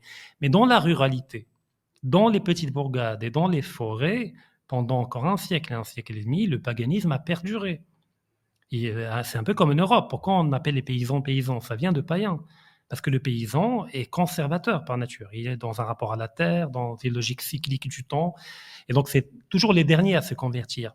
Et à l'époque, par exemple, d'Alexis Ier, lorsque le patriarche Nikon a voulu réformer l'Église orthodoxe pour l'harmoniser avec le rituel grec et avec les usages grecs, eh ben, il a rencontré une opposition radicale de la part de plusieurs centaines de milliers de Russes et d'une partie de l'Église qui ne va pas accepter les réformes. Alors pour expliquer les gens, pour que les gens comprennent. À l'époque d'Alexis Ier, donc là on est au XVIIe, dans tout le monde orthodoxe, en dehors de la Russie, les chrétiens orthodoxes faisaient le signe de croix avec trois doigts. D'accord? Mhm, Les trois doigts, c'est la Trinité, et les deux doigts qui restent, c'est la double nature du Christ. mhm, Mais les Russes, dans la Moscovie, dans la Nouvelle-Russie, faisaient le signe de croix avec deux doigts, et pas avec trois. En fait, c'est la mhm. même chose. C'est les deux doigts pour la double nature du Christ, et les trois qui restent, c'est la Trinité. Mais Euh, Nikon voulait obliger tout le monde à faire le signe de croix avec trois doigts pour harmoniser avec le reste du monde orthodoxe. Parce que Nikon avait une vision plus grande. Il voulait réunir tout le monde orthodoxe sous l'autorité du tsar. Donc libérer mhm. Constantinople, voilà, rétablir Jérusalem, etc. Et juste pour ce petit détail, des gens se sont immolés par le feu, par milliers, pour ne pas se soumettre à cette réforme-là. Alors ça, c'est anecdotique. Il y a d'autres éléments. Par exemple, comment s'écrit le nom de Jésus, Jesus, avec un seul I ou avec deux I. Donc il y avait des débats où les Russes ont dit, si vous dites que nous sommes des hérétiques parce qu'on fait le signe de croix avec deux doigts, c'est-à-dire que nos parents, nos grands-parents et tous les saints de l'Église orthodoxe russe sont également des hérétiques, parce que eux également faisaient le signe avec deux doigts. Et cela va donner un courant qui va naître qu'on appelle le courant des vieux croyants. Les vieux croyants, ce sont les Russes qui vont rester fidèles à l'ancienne orthodoxie slave russe et qui ne vont pas accepter la réforme niconienne. Et ceux qui vont accepter la réforme niconienne, ça va être l'Église orthodoxe d'aujourd'hui, officielle, qui est en Russie. Alors récemment, enfin il y a quelques années, ils se sont réconciliés, mais pendant des siècles, ça a été violent. Il y avait des bûchers. C'est vraiment horrible. Donc là, on ne peut pas l'expliquer sinon en invoquant cette dimension mystique. Parce que pour s'immoler soi-même par le feu, il y avait des immolations collectives dans un village. Les gens se réunissaient, allumaient le feu pour mourir, dans d'atroces souffrances, juste pour ne pas trahir leur mystique et celle de leurs parents. Ouais. Ça, c'est unique. Effectivement, c'est unique. Enfin, unique. En tout cas, c'est rare dans l'histoire. Je sais que c'est peut-être une parenthèse, mais on sait que l'Église orthodoxe ukrainienne, il y en a deux. Il y avait celle qui était réelle, qui s'était écartée de l'Église orthodoxe russe, et qu'ensuite s'en est rapprochée énormément, en même temps que le rapprochement dont tu parlais tout à l'heure. Mais ensuite, plus récemment, sous les ordres de Zelensky, qui n'est lui-même n'est pas orthodoxe, On est et d'accord. il a fait appel à la création d'une nouvelle Église orthodoxe ukrainienne contre l'Église orthodoxe russe, qui est considérée comme légitime par 99,9% Tout à fait. du peuple. Tout à fait, en accusant d'ailleurs les prêtres de l'Église orthodoxe russe d'Ukraine d'être des agents du Kremlin, des désinformateurs, beaucoup ont été arrêtés, humiliés, etc. Oui, oui, là on est dans l'instrumentalisation totale du fait religieux, du facteur religieux. Parce que, comment dire, il faut comprendre que au sein du monde orthodoxe, il n'y a pas d'autorité suprême. Il n'y a pas de super patriarche à la tête de tous les patriarches. Et donc on a des églises autocéphales, c'est-à-dire qui peuvent nommer elles-mêmes leurs patriarches sans avoir l'adoubement des autres patriarches. Mais globalement, dans le monde slave, il y avait une prééminence de l'Église russe sur ses différentes filiales religieuses et spirituelles, notamment en Ukraine, en Biélorussie, etc. Et donc aujourd'hui, ce que fait Zelensky, c'est qu'il veut donner un caractère autocéphale à l'Église russe d'Ukraine pour qu'elle arrête d'être russe et qu'elle devienne un instrument de la politique de Zelensky. Comme tu as bien mentionné, il est de par ses origines plus proche des Khazars que des orthodoxes, on est d'accord. Absolument, ouais. Il n'y croit pas lui-même, donc. Du tout, mais c'est complètement la manipulation politique, c'est l'utilisation Tout à fait. Bon, de après, tout le monde manipule, juste pour être honnête. Tout le monde Oui, manipule, bien sûr. seulement on met des gants quand on manipule et c'est pas flagrant. Effectivement, l'Église russe, elle est alignée sur la politique du Kremlin, mais et même à l'époque de l'Union soviétique, le KGB a réussi à trouver un deal avec l'Église orthodoxe, et donc il y avait beaucoup de patriarches, dont par exemple Alexis Ier, il paraît qu'il aurait collaboré avec le KGB, qu'il aurait même donné des noms, on ne sait pas. Bon, il faut des enquêtes pour ça. Mais oui, toutes les églises ont toujours collaboré avec l'État. Seulement, en l'occurrence, à l'époque actuelle, en 2022, lorsque l'opération militaire spéciale commence, la convergence entre l'Église orthodoxe russe et l'État russe n'est pas une convergence de manipulation, mais c'est une convergence authentique De contre le fait. satanisme, contre l'antéchrist, pour le catéron et pour la troisième homme. C'est-à-dire que du côté russe, il n'y a plus besoin de manipuler. Parce que la réalité a fait que, voilà, il y a une convergence des deux. Dans le cas de l'Ukraine, c'est tout le contraire. C'est un pouvoir anti-humain, sataniste, qui est prêt à sacrifier 1 million d'Ukrainiens parce que pour eux, c'est des goïms. C'est pas des humains, c'est ils sont à moitié humains. Mais pour ce faire, eh ben, il faut faire trahir la foi par des Ukrainiens en leur ôtant une église et en faisant une église de Satan en réalité. Alors moi, j'aimerais bien que tu développes davantage aussi, parce que je crois que même des gens qui comprennent la manipulation de la CIA, voire du Mossad, voire surtout de l'Angleterre, à travers l'Ukraine, le trafic de femmes, d'enfants, des tas de choses horribles, les unes plus horribles les unes que les autres qui se passent en Ukraine, les gens ne comprennent pas la perception qu'ont les Russes et la Russie du satanisme et de sa présence dans ces manifestations en Ukraine et poussées par l'Occident. Et qu'en fin de compte, les Russes perçoivent l'intervention en Ukraine comme une guerre sainte Tout à fait. contre le satanisme. Est-ce que tu peux développer davantage sur tout ceci? Alors, il y a différentes strates qu'il faut analyser, différentes contraintes. Parce que quand on parle du discours officiel de l'État russe, qui qualifie cette guerre de lutte contre l'antéchrist, contre le mal, etc., il faut comprendre que quand Poutine dit ça, il parle non seulement au nom des chrétiens orthodoxes, mais également au nom des musulmans et des bouddhistes de Russie. Car je rappelle que cette guerre est vue comme étant sainte même par les Tchétchènes, qui Mhm. combattent avec les Russes contre l'armée otano-kievienne. Et pareil, l'essentiel des conducteurs de chars russes, c'est des bourriates, qui sont Mhm. bouddhistes. Pourquoi? Parce que morphologiquement, ils ont une petite taille et donc dans le char, les trois, voilà, ils sont plus à l'aise qu'un slave d'un mètre 90. Explique aux gens que ce sont ceux qui ressemblent aux Mongols, c'est les Oui, Russes des steppes de Sibérie qui sont des Asiates. des Asiates, tout à fait. Avec les yeux bridés, etc. Et ils sont bouddhistes. Et ils fournissent également beaucoup de snipers parce que comme c'est des gens qui ont grandi dans les steppes, ils ont une acuité visuelle extraordinaire. Ils peuvent distinguer un humain d'un animal à plusieurs kilomètres, à vue d'œil uniquement. Donc ils font d'excellents snipers. Alors comment concilier tout ce beau monde autour de l'idée d'une guerre sainte? Eh ben on ne peut pas jouer sur le facteur religieux. On va pas dire la troisième Rome, parce que pour le musulman tchétchène, ça veut rien dire la troisième Rome. Pour le bourriade, ça veut rien dire. Et donc la guerre sainte au nom des valeurs spirituelles. C'est ce qui est mis en avant par l'État russe, c'est-à-dire la famille, c'est-à-dire l'amour au sein du couple et de la famille, que le couple c'est un homme, une femme, des choses élémentaires, tu me diras, mais qui aujourd'hui sont devenues de plus en plus rares et des à choses à l'Ouest. combattre. À l'Ouest, tout à fait, des choses à combattre. Donc le fait d'invoquer des valeurs anthropologiques qui sont des constantes anthropologiques qui permettent à toute société d'être normale, c'est l'étendard qui permet de réunir tout ce beau monde autour d'une seule et même lutte. Et pareil aujourd'hui avec Jeffrey Epstein, avec la pédophilie des élites occidentales, ça ne fait que renforcer et donner raison à ce discours-là. Mais il y a un autre discours en parallèle qui est destiné aux Russes. C'est le discours autour de Kitishgrad, autour du Catéchon. C'est qu'au fait, comme la Russie est la troisième Rome, après la chute de la première Rome et de la deuxième Rome, Constantinople, et comme avait dit le moine, l'higoumène de Pskov, dans une lettre à Vassili III, il lui a dit deux Roms sont tombées, et Moscou, et il ne saurait y avoir de quatrième Rome. Moscou est la troisième Rome et il ne saurait y avoir de quatrième Rome. Ouais, ouais. C'est-à-dire que Moscou demeurera la troisième Rome jusqu'à la fin des temps. Mhm. Et dans le Nouveau Testament, il y a un passage dans les Thessaloniciens où le mot grec katéchon, to katéchon, qui veut dire celui qui retient, tant que Mhm. celui qui retient est là, eh bien l'antéchrist ne peut pas venir dans ce monde. Mhm. Le mal ne Mhm. peut pas envahir le monde.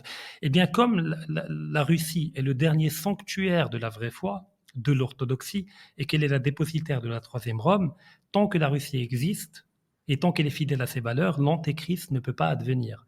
Et l'antéchrist, qui est déjà présent ailleurs dans le monde occidental, va chercher à tout prix à assiéger le Ouais. catéchon, la troisième Rome, afin de pouvoir dominer définitivement le monde. Et donc, il y a un discours autour de l'encerclement. On est envahi par les armées de l'Antéchrist. Et donc, c'est une guerre sainte, non pas de conquête, mais de libération. Et que le peuple ukrainien doit être exorcisé de tout ce Donc, discours.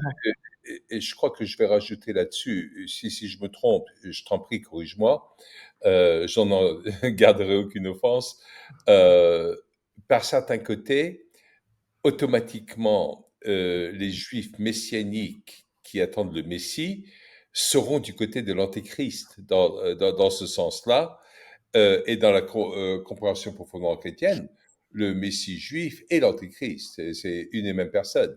Mais la raison pour laquelle la guerre en Ukraine ne peut pas être gagnée par l'Occident, à mon avis, c'est parce qu'il faudrait que l'Occident et les forces de l'Occident éliminent au moins 60% de la population russe, Tout à fait. parce qu'elle ne se laissera pas faire. Et ça, l'Occident ne comprend pas ça. Parce qu'il ne, parce qu'au fait, l'Occident a totalement trahi sa propre anthropologie. Je parle de la discipline de l'anthropologie qui lui a permis à un certain moment de comprendre les subtilités et les différences entre les cultures et les mentalités, comme à l'époque de Claude Lévi-Strauss, etc. Aujourd'hui, l'élite occidentale, même l'élite intellectuelle, je parle des géopolitologues, mis à part quelques-uns comme Mersheimer, qui est encore lucide, mais l'essentiel des analystes qui pensent pour l'État américain et pour l'Occident au fait, sont dans une vision où ils considèrent les Russes comme des Occidentaux, mais moins bien équipés, comme des Occidentaux moins puissants. Et donc, il Ouais, suffit, comme disait Bruno Le Maire, de les débrancher du SWIFT et ils vont s'effondrer, parce que c'est ce qui aurait eu lieu si un pays occidental avait été débranché de SWIFT. exactement. Parce que tout le monde rêve de garder son abonnement Netflix, rêve d'aller à McDo, et si tu lui enlèves ça, ben, tu lui enlèves son univers. Mais les Russes ne sont pas des Occidentaux. Donc, les Russes sont fantasmés par l'élite occidentale, d'où le fait qu'ils ne comprennent pas pourquoi la Russie ne lâche pas. Et pourquoi même les Ukrainiens ne lâchent pas. Pourquoi cette guerre marche très bien pour l'Occident, en partie, pas totalement. Parce qu'il utilise des Slaves contre des Slaves. Mhm, Et donc, il utilise un peuple prêt à mourir jusqu'au dernier contre un autre peuple prêt à mourir jusqu'au dernier. Et ça, c'est machiavélique.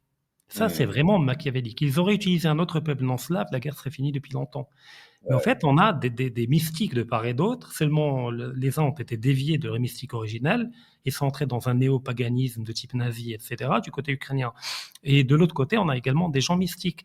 D'où le fait que moi, personnellement, j'ai envie de pleurer à chaque fois que je vois des cadavres de soldats autant russes qu'ukrainiens. Ouais, ouais, Pour ouais, moi, ouais. c'est une horreur. Ou quand je vois la chasse à l'homme qui se font entre eux avec les drones, avec le dernier regard du soldat lorsqu'il voit le drone s'exploser devant lui. Donc, pour moi, c'est abominable, c'est criminel. Et quand un monstre comme Lindsey Graham va à Kiev et dit on n'a jamais autant mieux dépensé notre argent qu'aujourd'hui et il y a des Russes qui meurent, là, je vois l'antéchrist dans le regard de cet individu, dans le petit sourire qu'il a ici. Mais moi, je ne veux pas la mort des soldats ukrainiens. Pour moi, c'est des Slaves Et également. C'est des... en plus, il faut qu'on comprenne, pour tous ceux qui l'ignorent, Lindsey Graham, qui est sénateur de Caroline du Sud, qui est républicain, mais qui est néocon, Lindsey Graham n'est content, et c'était un très beau copain de John McCain à l'époque, n'est que content s'il y a beaucoup de petits garçons qui l'entourent. C'est important Voilà. que vous le sachiez. Donc, ça ne me choque pas, effectivement, ça converge. Et il faut être cohérent même dans le mal. C'est-à-dire, Absolument, absolument. tout à fait. Et donc, pour revenir à la question des juifs messianiques, auxquels il faudrait ajouter les chrétiens sionistes, même si il y a un jeu de dupes qui se joue entre les deux, parce que les chrétiens sionistes font tout pour aider Israël à devenir, mais au fait, pour mieux les massacrer après. Parce que Ouais, les chrétiens sionistes considèrent que quand le Christ va venir, il va massacrer les juifs, et ouais. les juifs acceptent l'aide de ces sionistes qui veulent leur massacre, mais uniquement dans une logique instrumentale. Alors, par rapport à l'antéchrist, oui, les juifs messianiques vont rejoindre l'antéchrist, parce qu'il y a eu à l'époque du Christ, il y a eu un problème d'ordre symbolique dans la compréhension de la figure du Christ. Parce que dans l'Ancien Testament, dans les textes premiers qui parlent de la venue d'un Messie, il Chez est Isaïe, mention, tout à fait, d'un Mashiach qui va venir et libérer le peuple d'Israël. La plupart des Juifs attendaient un guerrier, un roi guerrier qui va venir avec une armée angélique, avec Saint Michael, et venir détruire les Romains et fonder un royaume. Or, l'interprétation de tous les textes religieux est toujours éminemment symbolique, et donc le royaume que va faire advenir le Mashiach n'est pas un royaume de pierre et de bois, mais c'est un royaume spirituel, c'est un royaume moral, et que le vrai royaume n'est pas de ce monde, qu'il est dans l'autre monde. Et donc, en fait, ces juifs-là messianiques, pour que les gens comprennent, n'ont pas accepté le vrai Christ, parce que pour eux, il ne correspond pas à leur lecture littéraliste des textes religieux. Et donc aujourd'hui, ils attendent un autre Christ qui va venir faire des miracles, mais des miracles guerriers. Et donc l'antéchrist va venir avec ses fausses promesses, et c'est lui qui va être accepté comme étant le Christ, probablement même par les chrétiens sionistes, qui ont également ce tempérament vétérotestamentaire, davantage que celui du Nouveau Testament. mhm, Donc mhm. ça ne m'étonne pas. Ouais, c'est intéressant tout ça. Après, ma lecture personnelle, c'est que l'antéchrist n'est pas une personne. C'est pas une personne qui va venir, etc. Pour moi, l'antéchrist est déjà là. C'est-à-dire, il n'est pas encore prédominant à l'échelle Une mondiale. tendance qui se manifeste à travers plusieurs Tout personnes, à plusieurs fait. entités, C'est un et puis paradigme. C'est une vision du monde, un paradigme qui est fondamentalement anti-humain, qui passe par le viol de bébés, qui passe par des génocides, qui passe par tout ce qu'on voit actuellement. et qui passe par la technologie également. Tout à fait, tout à fait. Et c'est intéressant. Je crois, Rachid, j'aimerais bien revenir là-dessus, mais lors d'une autre émission pendant l'avenir, où on se concentrera réellement sur pourquoi la technologie moderne, l'IA, se retrouve en synchronicité avec des choses qu'on trouve horribles, notamment la pédophilie de bébés et tout ce genre de choses. Et il faudra qu'on aborde ça. C'est pas agréable à Non. aborder. D'ailleurs, moi-même, j'ai envie de vomir souvent quand on en parle, mais je pense que nous devons d'amener ça aux avant-postes pour que les gens le comprennent et qu'on ne raconte pas que des bêtises là-dessus, où d'un côté, il y a des gens qui vont balayer ça d'un revers de la main comme disant c'est du complotisme de bas niveau, et de l'autre côté, il y a des gens qui vont peut-être se réjouir du fait d'inculper certains représentants de ce genre de mal, alors que moi, ça va au-delà, que ça va, il y a un côté religieux Tout à dedans. fait. Bah, d'ailleurs, je Et recommande à ces gens-là qui sont sceptiques d'aller consulter les fichiers qui ont été rendus publics par rapport à Epstein, notamment certains. Parce qu'effectivement, des pédophiles, même en réseau, il y en a toujours eu dans toutes les cultures. Parce que dès que le pouvoir rentre dans un schéma d'impunité totale, toutes les perversions peuvent s'exprimer, ouais, naturellement. Mais, dans le monde contemporain, à chaque fois que ça a lieu, le maître, le maestro qui structure tout cela est toujours de la même communauté. Ça, on ne peut pas le nier. ouais, Epstein n'est ni musulman, ni orthodoxe, ni catholique. D'accord. Et quand on lit certains mails et certains échanges, quand il parle des goïms, c'est-à-dire nous, ouais. les non-juifs, il en parle avec dérision lorsqu'il dit laissons les goïms s'occuper du réel. Et un mépris, et c'est un Oui. mépris Nous, on va peut-être. jouer dans la finance et tout, mais les goïs, laissons-les faire le vrai boulot, le boulot dur, non rémunérateur, etc. Pareil, dernièrement, il y a un fichier qui a été rendu, enfin, que les internautes ont trouvé, où Epstein parle d'une petite fille, d'une jeune fille, qui disait à Epstein, je sens que Jésus est avec moi, il va me protéger. Oui, oui, oui, Epstein, Epstein se moque d'elle. Il dit ouais, oups, oups, à la fin il écrit. Oups, c'est-à-dire qu'elle est probablement morte, c'est-à-dire qu'elle est morte, cette fille, qu'elle n'a pas été protégée par le Christ. Donc on a une dimension religieuse, éminemment religieuse. Je ne dis pas que tous les juifs sont comme ça, bien entendu que non. Je ne dis mais pas, je il ne dis faudra pas continuer que tout là-dessus. le judaïsme est comme ça, bien entendu que non. Mais il y a un certain judaïsme qui peut-être même est athée, parce qu'il ne peut pas croire en Dieu, il croit en Satan. C'est une forme de satanisme juif qui existe, comme il y a d'autres satanismes dans d'autres religions, mais qui a plus de moyens que tous les autres aujourd'hui. Des Et moyens c'est là où il y financiers. a beaucoup de gens qui attachent tout cet aspect-là des choses à un judaïsme athée qui est d'origine khazare et qui n'est pas profondément sémite. Mais j'aimerais qu'on ait cette discussion, qu'on Ouais. approfondisse tout ceci, mais on fera ça à un autre moment. Et peut-être que même en ce qui nous concerne, parce qu'on va toucher à des sujets très délicats qui risquent d'être bannis sur YouTube, j'utilise pour Point de Rupture une autre plateforme qui s'appelle Odéon, OD le chiffre 3 ON, qui est derrière un mur payant pour qu'on ne soit pas embêté sur ce genre de choses. Et là, on pourra approfondir les choses d'une façon bien plus grande. Donc, on touchera à ça de cette façon-là. Ce que je voudrais quand même, pour commencer à terminer notre entretien, ce premier entretien, mais j'espère qu'il y en aura d'autres, Avec Rachid, plaisir. c'est comment est-ce que tu vois, sachant qu'on est devant une impasse, hein, on sait que les Slaves ne vont pas lâcher, il y a le côté mystique jusqu'au dernier Slave, ils vont mourir si ça a besoin d'être fait, mais je ne sais même pas si l'Occident pourrait résister à un tel massacre sur le plan moral, il y aurait des conflits, etc. Comment est-ce que tu vois une résolution dans peut-être dans les 5 ans qui viennent, ou dans les 4, ou peut-être dans les 3, peut-être dans les 2, mais à la vitesse à laquelle Trump est en train d'amener des choses sur le tapis, ça se fera même peut-être cette année. Et il me semble qu'aujourd'hui, il n'y a que 2 personnes, je suis en train de caricaturer un peu, mais il y a 2 personnes essentiellement qui comprennent Trump. Un, c'est Poutine, et l'autre, c'est Zelensky qui regrette de le comprendre, quelque part, tu vois. Mhm. Euh, donc, comment est-ce que tu vois un avenir relativement proche dans ces conflits-là, sachant que même le phénomène iranien, le phénomène au Venezuela, etc., sont des aléas de tout ce qui est en train de se passer au niveau de la grande guerre pour l'âme de l'humanité qui se passe en Ukraine. Bah, déjà, effectivement, toutes ces gesticulations américaines autour, et théâtrales d'ailleurs, autour du Venezuela et autour de l'Iran, sont perçues très calmement du côté chinois et russe comme étant davantage les symptômes d'une hégémonie en déclin que des preuves d'une hégémonie totale encore présente. En Mhm. général, quand un empire commence à faire la guerre, c'est que son hégémonie est contestée et qu'elle est en déclin.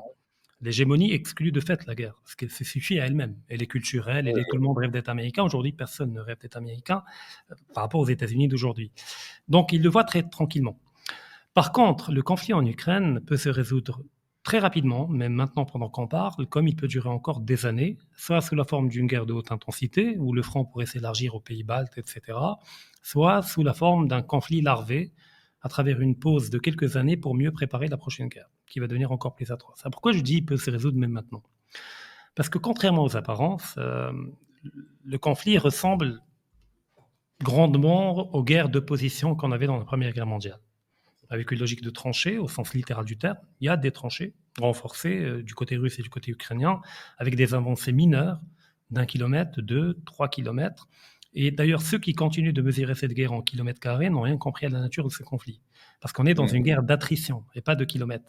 En fait, ce n'est pas le kilomètre qui compte, c'est combien on a infligé de pertes pour ce kilomètre. On est prêt à céder 1 kilomètre si ça nous permet de neutraliser 500 soldats ennemis ou 1000 soldats ennemis. Et dans les guerres d'attrition, qui prennent une forme positionnelle, en fait, il suffit que le front du côté ukrainien craque en un point et tout s'effrite. Donc aujourd'hui, c'est le facteur psychologique qui est central, davantage que les livraisons d'armes, que les missiles, que les drones, etc. Tant que les soldats ukrainiens ne craquent pas psychologiquement, ne serait-ce qu'au niveau d'une portion du front, la guerre peut durer encore quelques années. Mais il suffit que ça arrive, et là, on a une capacité de projection sur plusieurs centaines de kilomètres jusqu'au Dniepr, et même jusqu'à Kiev. Et le front n'est pas épais, le front ukrainien. Tu n'es pas d'accord sur le fait que du côté ukrainien, c'est en train de craquer lourdement? Le problème, c'est que j'entends dire ça depuis plus d'1 an, et ça craque toujours pas. Parce qu'on revient à la dimension slave. C'est qu'il y a une forme de... Alors, j'aime pas utiliser nihilisme, même si le mot nihilisme est d'origine latine. Fatalisme. Je dirais fatalisme. Mais pourquoi j'insiste sur nihilisme? Parce que le terme nihilisme est d'origine latine, mais il est entré en Occident par la Russie. C'est nihilisme. Mais il y a une forme de fatalisme ou de nihilisme slave très particulier. On aura peut-être le temps dans une autre émission d'entrer dans le détail. Mais oui, ça peut craquer à n'importe quel moment, comme ça peut ne pas craquer si tu es variable exogène qu'on ne contrôle pas. Par contre, effectivement, Trump veut mettre fin au conflit, parce que Trump a parfaitement conscience du potentiel de collaboration qu'il a avec la Russie, mais également des dépendances non dites vis-à-vis de la Russie. Beaucoup de gens l'ignorent, mais 1/3 de l'uranium enrichi utilisé par les Américains dans leurs centrales nucléaires leur est livré par la Russie, jusqu'à aujourd'hui. Il y a des navires russes qui accostent aux États-Unis. Signé par Hillary Clinton. Tout à fait. Parce que les Américains ont abandonné leur propre secteur d'enrichissement d'uranium qui coûtait très cher et ils ont sous-traité à la Russie qui coûte moins cher. Et ça, on ne peut pas s'en défaire rapidement. C'est-à-dire demain, les Russes arrêtent de livrer l'uranium enrichi. Au bout de quelques mois, les États-Unis rentrent dans une crise énergétique. Et si en même temps, la Chine envahit Taïwan, qui représente 80% du marché des semi-conducteurs, bah, toute cette bulle spéculative de Nvidia, de OpenAI, tout ça s'effondre. Il y a une grande fragilité dont Trump a conscience, c'est-à-dire. Mais il sait très bien que les projets potentiels avec la Russie sont infinis, notamment la question du pôle Nord, de l'Arctique, où il y a des ressources naturelles infinies à explorer, à exploiter, notamment avec le changement climatique. C'est pas le réchauffement, j'y crois pas, mais le changement climatique qui est cyclique dans l'histoire de la Terre. Donc oui, il veut y mettre fin, mais Trump n'est pas seul. Il y a quand même une élite démocrate dans l'État profond américain qui a un autre agenda et qui a aujourd'hui des alliés au sein de l'Europe, qui ne veut pas la fin de la guerre et qui est prête à prendre la relève en attendant que Trump parte ou meure. Ça, c'est également un scénario. Et puis Trump peut-être manque un peu de vision stratégique. Parce qu'à la place de Trump, ce que j'aurais fait, c'est que j'aurais réuni autour de la table Poutine, Xi Jinping, et on aurait décidé d'un agenda commun, au lieu de rivaliser. Au lieu de taper sur la Chine tout le temps et de manière quasi Je suis d'accord, mais ça aurait été catastrophique pour l'Europe. Et je ne veux même pas prêter de bonnes intentions ni à Trump, ni à Poutine, ni à Xi Jinping, mais ce sont des grands garçons, ils sont parfaitement conscients du fait qu'une Europe lourdement affaiblie serait dangereuse pour les autres polarités également. Tout à fait. Mais enfin, l'Europe, elle va vers le gouffre, non pas de manière structurelle, mais en raison des élites qui sont actuellement en place. Oui. Mais si ces élites sont lâchées par l'establishment américain, Et s'il se retrouve pris en tenaille d'un côté par la Russie et la Chine, de l'autre côté par les États-Unis, croyez-moi qu'il y aura un renouvellement des élites, d'une manière ou d'une autre. Soit d'une manière révolutionnaire, hein, on retrouvera la guillotine, peut-être, ou peut-être pas, soit au moins par la voie électorale, à travers une nouvelle élite hybride où il y aura des patriotes avec quelques traîtres, avec quelques, etc. Mais l'élite occidentale, européenne, ne tient sa puissance que de par l'origine américaine, de l'establishment américain. Ils ne sont pas Mhm. autonomes, ni Et anglais. intellectuellement, et anglais. Alors les Anglais, effectivement, on n'en a pas parlé. C'est un cas très particulier, parce que beaucoup de gens sous-estiment le poids de l'Angleterre aujourd'hui, notamment des renseignements britanniques, qui sont encore extrêmement performants, notamment vis-à-vis du dossier slave et du dossier moyen-oriental, parce qu'ils ont une expertise infiniment plus grande que la CIA. La CIA, c'est pour eux, c'est un petit enfant qui vient de naître. Eux, ils existent bien avant. Et puis, la doctrine anglaise par rapport au reste du monde a toujours été la même, c'est-à-dire d'empêcher une intégration continentale. Le Mhm. cauchemar pour eux, c'est qu'une puissance politique puisse intégrer toute l'Eurasie. Ça, c'est la condamnation à mort de l'Angleterre qui demeure une île. Et donc, elle a un imaginaire insulaire et pas un imaginaire continental. Et donc, elle Mhm. change d'alliance en fonction de qui risque d'intégrer l'Eurasie. Et pour elle, avec l'avènement de l'Empire russe a toujours été la grande menace, notamment à travers l'Union soviétique, mais avant avec l'Empire russe, qui menaçait d'intégrer l'Europe continentale. Avant, c'était Napoléon qui était combattu parce qu'il a également intégré une grande partie de l'Europe. Donc les Anglais jouent toujours ce jeu-là. Ajoutons à cela la dimension religieuse, la dimension métaphysique au sein de l'élite anglaise, dont j'ai du mal à définir les fondements spirituels et métaphysiques. Il y a tellement de tout là-dedans. Il y a du juif, il y a de l'anglican, il y a du protestant, il y a de l'athée, il y a de tout. On obtient un électron libre qui joue des fois contre les États-Unis. Aujourd'hui, c'est le cas. Les Anglais jouent contre Trump. Ils sabotent. Et même à l'époque, Boris Johnson, lorsque Zelensky voulait signer la paix, quelques semaines après l'enclenchement du conflit, Oui. il a atterri à Kiev pour dire non, non, non, non, tu signes pas, mon bonhomme. Sachant que Zelensky, la garde rapprochée de Zelensky est composée d'anglais. Ils le Mhm. tiennent par la barbichette, pour le dire poliment, pour ne pas dire ailleurs. Mhm. Voilà. Et d'ailleurs, il n'a qu'une porte de sortie, parce qu'il sait très bien que s'il lâche le pouvoir, avant les Russes, parce que les Russes vont être les premiers à vouloir l'attraper, mais également les Américains. Le FBI, il a une montagne de dossiers de corruption par rapport à Zelensky. Et c'est des deniers Mhm. américains qui ont été détournés et volés par son plan et son réseau. Et là, il a deux portes de sortie, Zelensky. Soit il est exfiltré vers Tel Aviv, soit il est exfiltré vers Londres. À Ils n'ont pas Londres, de oui, oui. troisième. Ils n'en ont pas de Et, et- troisième. et quelque part, aujourd'hui, c'est presque la même chose. Tout à fait, tout à fait. D'où Parce le que fait que les j'ai dit que... regroupent à la City, qui est le grand centre de blanchiment d'argent. Tout à fait. Et il y a trop de gens qui pensent, bah oui, mais en dehors de ça, pourquoi est-ce qu'ils n'iraient pas vers des endroits comme les îles Caïmans, comme d'autres endroits qui sont des offshore sûrs. Mais Mhm. ils oublient que les lois qui dirigent les offshore ont été dictées par les banques centrales, par les cartels bancaires. Tout à fait. C'est eux qui veulent que ça existe, c'est eux qui contrôlent tout ceci. Et donc ça n'existe pas. Et il n'y a pas de contre-pouvoir là-dedans aujourd'hui. Tout à fait. Mhm. Et donc ça existe. Et c'est vrai que Zelensky, c'est seul de porte de sortie, mais on sait que si les deux seules portes de sortie, c'est la City en Angleterre d'un Mhm. côté, et de l'autre côté, c'est le Mossad, ben, on voit ce qui est arrivé à Robert Maxwell, hein. Tout à fait. Et pas que lui, enfin beaucoup, qui ont Ouais. cru trouver asile dans ces territoires-là.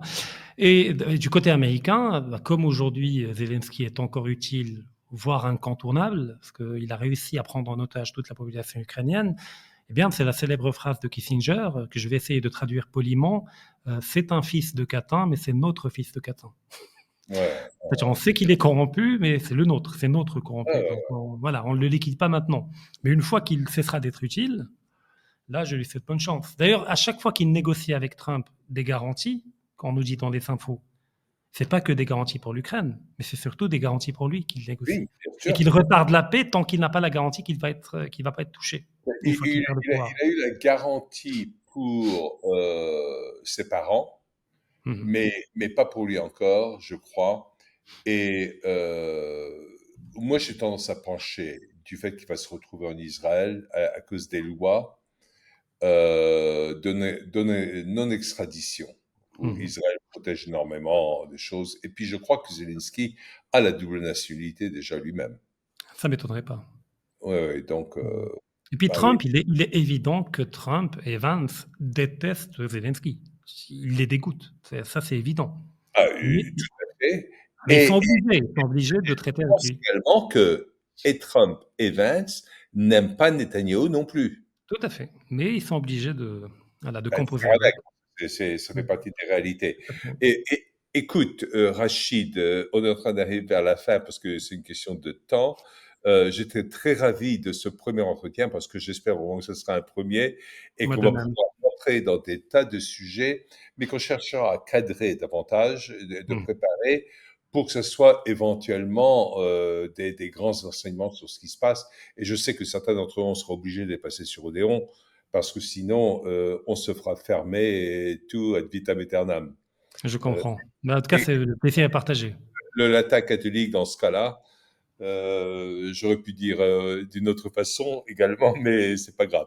Euh, on reviendra beaucoup également pour beaucoup de gens. Et moi, j'aimerais bien que tout le monde laisse des tas de commentaires pour voir si quelque part les propos de Rachid et ses connaissances russes, ses racines même russes, vous ont permis de voir la Russie et à travers tout ce qu'il nous a dit sur l'histoire russe, où vous voyez les choses d'une autre façon. Dites-nous, j'aimerais bien voir des réactions là-dessus et qu'est-ce que vous voudriez entendre et de voir davantage approfondi. Il y a de fortes chances qu'on soit obligé de faire ça sur Odéon. Ça, je vous le dis déjà à l'avance parce que je vois dans quel sens Rachid pourrait nous guider pour comprendre les choses que malheureusement aujourd'hui on a plus de, ça c'est encore un autre sujet, de censure dans l'Occident que dans des pays comme la Russie. Mm. Euh, Beaucoup de gens ne comprennent pas, mais que moi si je lis même les éditoriaux dans le Moscow Times, si je voyais ce genre d'éditorial dans Le Monde ou dans le Figaro ou dans le Washington Post, il serait fait fermer du jour au lendemain. C'est un fait. Et donc, désolé si ça ne vous plaît pas, mais c'est un fait. Donc, on abordera tout ceci. Rachid, encore un énorme merci Avec pour tout plaisir. le temps que vous avez consacré et on va dire à la prochaine, d'accord? À très bientôt. Ok, Au revoir. merci. Au revoir.